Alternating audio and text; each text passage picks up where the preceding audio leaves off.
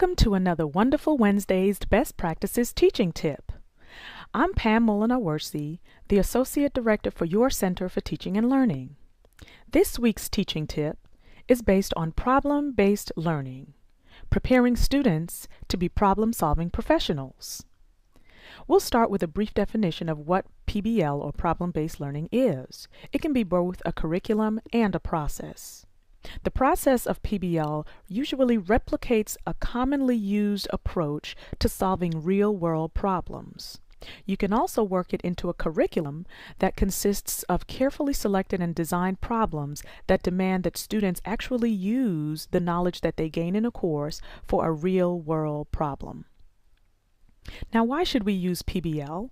It has been shown that when you use problem-based learning, students actually retain more information than they do in traditional teaching methods.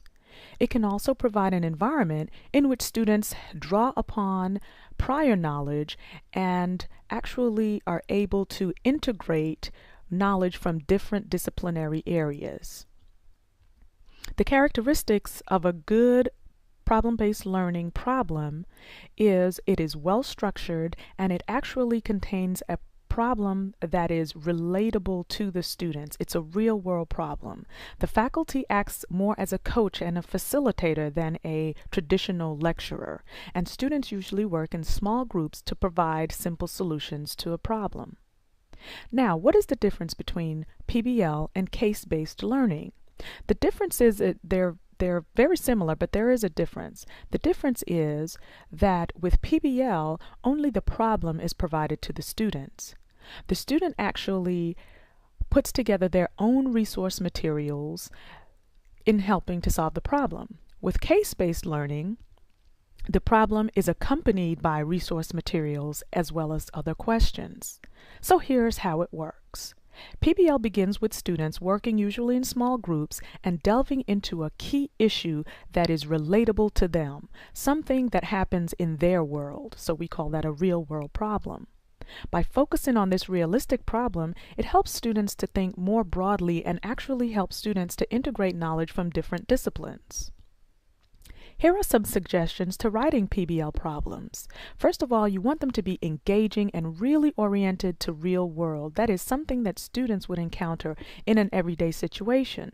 It helps to promote development of higher order cognitive skills and really works on that critical thinking that we talk about all the time.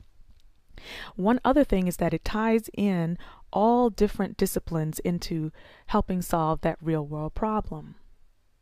If you need PBL ideas, please contact your Center for Teaching and Learning at the number and email provided.